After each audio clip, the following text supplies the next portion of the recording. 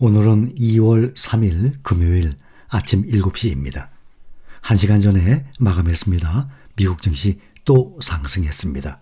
오늘은 나스닥이 폭등을 하다시피 3% 이상 상승을 했습니다. 다우만 하락했어요. 0.11% 하락, 34,053이고 나스닥이 3.25%로 가장 많이 올랐습니다. 12,000선 넘었어요. 12,200입니다. S&P 500이 1.47% 상승해서 4,179, 4,100을 훨씬 뛰어넘어서 4,200이 눈앞에 있습니다. 필라델피아 반도체는 2.22% 상승, 3,141, 나스닥 지수가 3% 이상 급등을 하면서 5개월 만에 최고 수준으로 상승을 했습니다. 돌이켜보면 우리 다 기억을 할지 모르겠어요. 이미 제가 다 그때 설명을 몇 번이나 드렸죠. 작년 6월 16일 S&P 500 3666 그때 저점이었던 같은 날 나스닥 지수는 1646, 1646이었어요. 근데 지금 12,000이 넘었습니다. 그때 바닥 이후 두 달간 8월 중순까지 급등을 했었죠. 그때 부지런히 매달 저가매수 하신 분들은 이 수익률, 마이너스 수익률이 점점 좁혀지고 또 플러스로 반전되는 경우들을 여러분들이 확인을 하셨을 겁니다. 근데 그때 파월 의장의 강력한 매파 발언 이후로 10월까지 다시 두 달간 하락을 했었습니다. 그랬다가 6월보다 더 떨어진 10월 중순을 바닥으로 다시 지금까지 계속 상승 중에 있습니다. 특히 기술주들이 올해 들어서 무서운 속도로 상승했어요. 반도체도 다 기술주에 포함되죠. S&P 500의 이 기술 부문 보면 작년에 28% 넘게 하락을 했습니다. 올해 들어서 현재 14% 정도 상승을 한 것입니다. 미국의 연방준비제도 세계 경제를 짓눌렀던 인플레이션이 마침내 해소 국면에 접어들었다고 공식화했죠. 연준은 앞으로 두어 차례 더 금리 인상을 단행하겠다고 예고했습니다. 그래서 5월쯤에 금리 인상이 중단될 것이라는 시장의 전망 한층 힘이 실리게 됐어요. 제롬 파월 의장이 기자회견에서 이제 처음으로 디스인플레이션 과정이 시작됐다고 말할 수 있다라고 처음으로 인플레이션 완화를 언급했어요. 이어서 일이 끝날 때까지 우리는 현재의 정책 경로를 유지할 것이라면서 두어 차례 더 금리를 올리는 방향을 논의하고 있다고 밝혔습니다.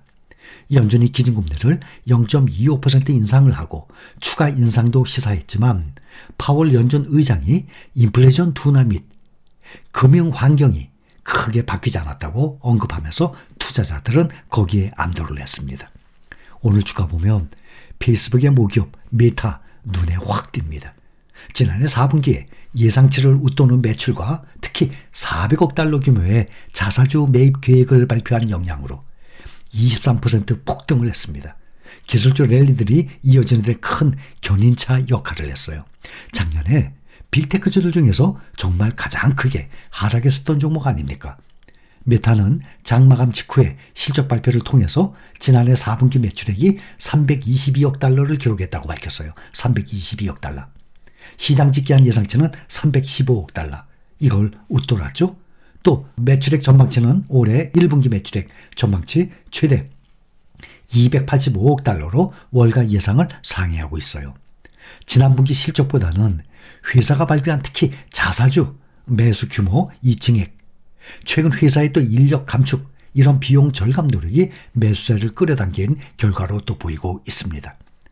뱅크 오브 아메리카는 메타에 대한 투자 의견을 중립에서 매수로 올렸습니다. 목표가를 160달러에서 220달러까지 상향했어요.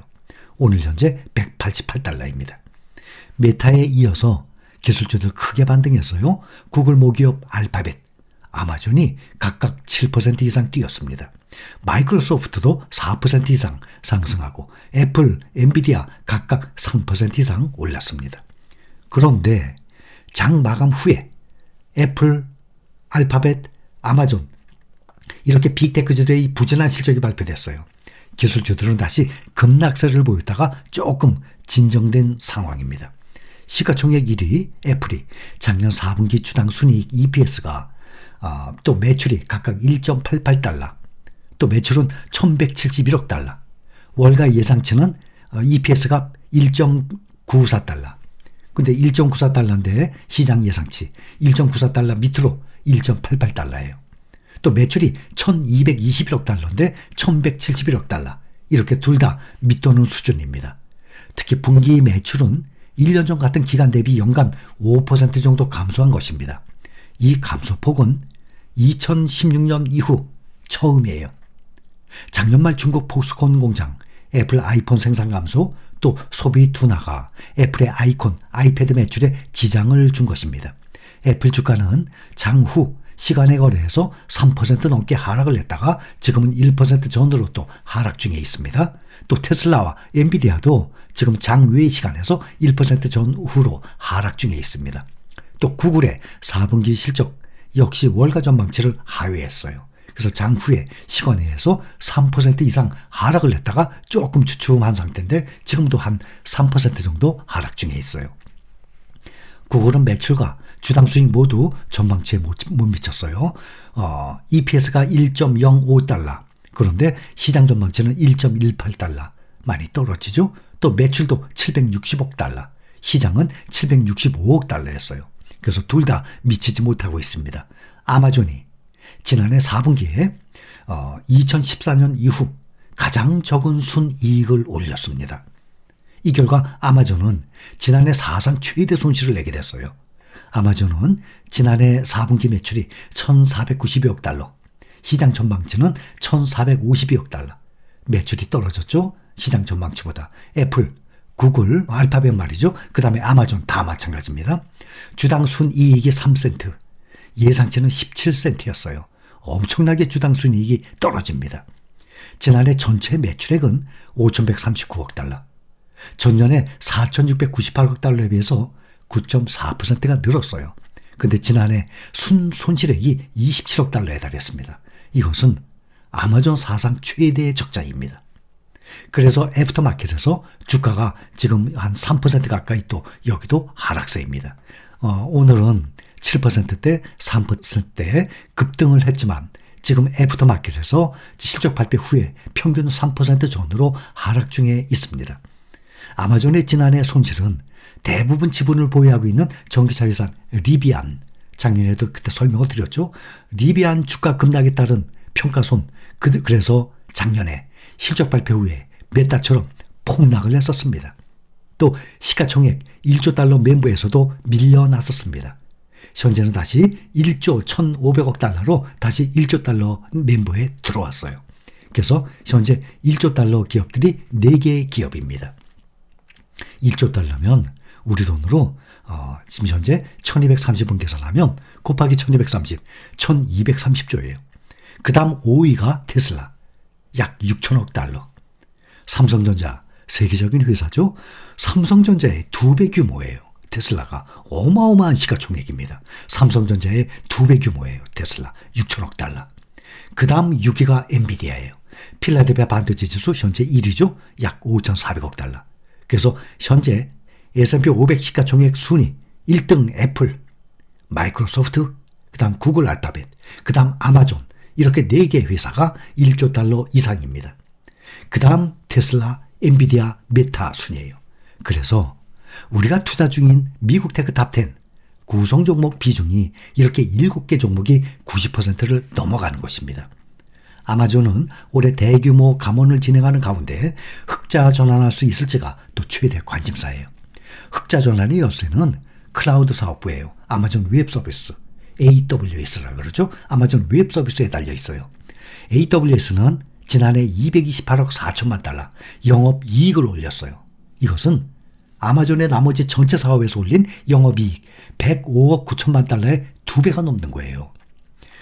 다만 변수는 이제 앞으로 여전히 강한 노동시장을 보고 있어요. 시장에서는 1월 미국의 기업들의 감원 계획은 10만 3천 명. 전월보다 136% 급증했어요. 1월 감원은 전년 동월 대비로는 440% 늘은 상태예요. 이번 감원 규모는 2020년 9월 이후에 2년 5개월 만에 최대였습니다. 이것은 연초부터 많은 기술기업들이 대규모 감원을 발표한 영향이 큽니다. 앞서 구글이 1만 2천 명 감원한다고 발표했죠. 마이크로소프트와 또 세일스포스도 각각 1만 명, 7천 명 감원을 발표한 바 있습니다. 그러나 실업 지표에는 그것이 당장 드러나지 않고 있어요. 또 지난주 신규 실업수당 청구 건수 18만 3천 건으로 나타났습니다. 전주 대비 3천 건이 늘은 게 아니라 줄었습니다. 월가 예상치 19만 5천 건보다도 하회를 했어요. 앞으로 변수는 미국 고용시장이 될 것입니다. 미국 노동부가 발표한 구인 이직 보고서에 따르면 지난해 12월 구인 건수가 1,101만 개로 시장 전망치의 1,025만 개를 크게 웃돌았어요. 고용시장 화랑이 계속 이어지게 되면 서비스 물가를 자극을 하게 돼서 인플레이션의 이 전체적인 둔화 속도가 기대보다 느려질 수 있습니다. 그래서 어제 파월 의장도 여러 지표를 종합해 볼 때 고용시장은 완전히 매우 강한 상황이다라고 밝혔습니다. 자, 오늘도 지금 특히 기술주들 나스닥이 3% 이상 오르고 빅테크주들이 많이 올랐습니다. 그러나 실적 발표로 인해서 지금 애프터마켓에서 약 3% 전후로 하락 중입니다. 여기까지입니다.